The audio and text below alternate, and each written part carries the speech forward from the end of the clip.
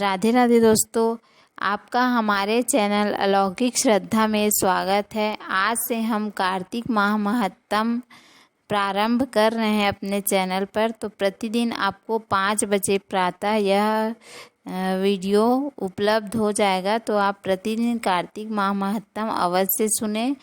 तो आइए प्रारंभ करते हैं।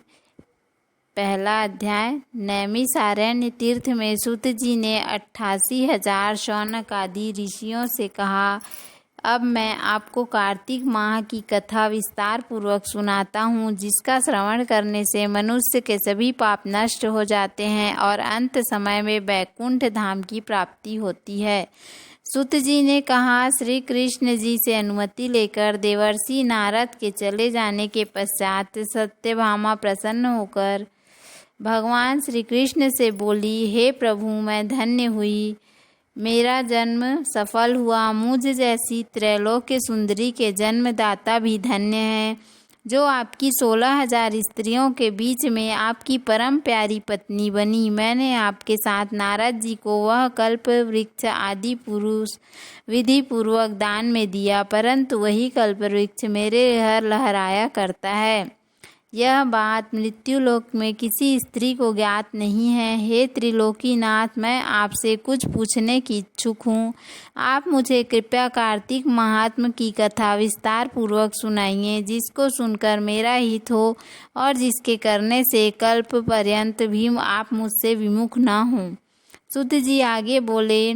सत्यभामा के ऐसे वचन सुनकर श्री कृष्ण ने हंसते हुए सत्यभामा को कल्प वृक्ष के नीचे ले गए। फिर हंसकर बोले, हे प्रिय, 16,000 रानियों में से तुम मुझे प्राणों से प्यारी हो। तुम्हारे लिए मैंने इंद्र एवं देवताओं से विरोध किया था। हे कांते, जो बात तुमने मुझसे पूछी है उसे सुनो।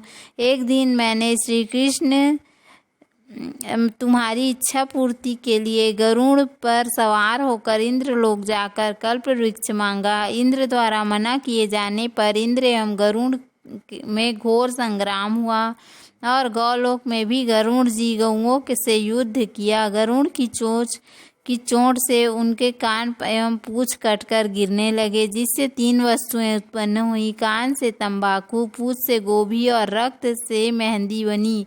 तब गौओं ने भी क्रोधित होकर गरुड़ पर वार किया, जिससे उनके 3 पंख टूटकर गिर गए। इनके पहले पंख से नीलकंठ, दूसरे से मोर और तीसरे से चकवा चकवी उत्पन्न हुए। हे प्रिय, इन तीनों का दर्शन करने मात्र से ही शुभ फल प्राप्त हो जाता है। यह सुनकर सत्यभामा ने कहा, हे प्रभु, कृपया मुझे मेरे पूर्व जन्मों के विषय में बताइए कि मैंने पूर्व जन्म में कौन कौन से दान, व्रत व जप नहीं किए हैं। मेरा स्वभाव कैसा था, मेरे जन्मदाता कौन थे और मुझे मृत्युलोक में जन्म क्यों लेना पड़ा। मैंने ऐसा कौन सा पुण्य कर्म किया था जिससे मैं आपकी अर्धांगिनी हुई। श्री कृष्ण ने कहा, हे प्रिय, अब मैं तुम्हारे द्वारा पूर्व जन्म में किए हुए पुण्य कर्मों को विस्तार पूर्वक कहता हूँ, उसे सुनो।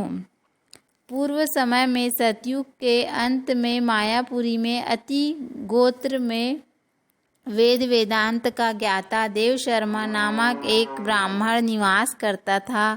वह प्रतिदिन अतिथियों की सेवा, हवन और सूर्य भगवान की पूजन किया करता था। वह सूर्य के समान तेजस्वी था।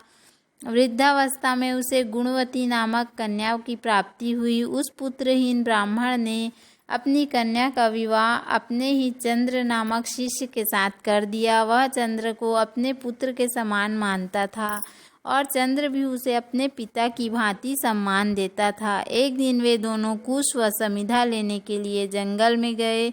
जब वे हिमालय की तलहटी में भ्रमण कर रहे थे, तब उन्हें एक राक्षस आता हुआ दिखाई दिया। उस राक्षस को देखकर भय के कारण उनके अंग शिथिल हो गए और वे वहां से भागने में असमर्थ हो गए। तब उस काल में के समान राक्षस ने उन दोनों को मार डाला। चूंकि वे धर्मात्मा थे, इसलिए मेरे पार्षद उन्हें मेरे वैकुंठ धाम में मेरे पास ले आए।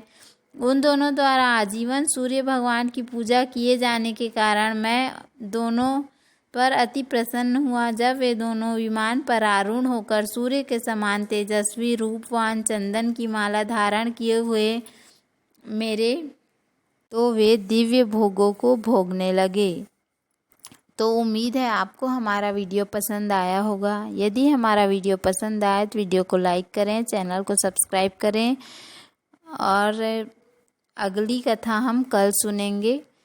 तो यदि आप हमारे चैनल पर नए हैं तो वीडियो को लाइक करें, चैनल को सब्सक्राइब करें। धन्यवाद। राधे राधे। जय श्री कृष्णा।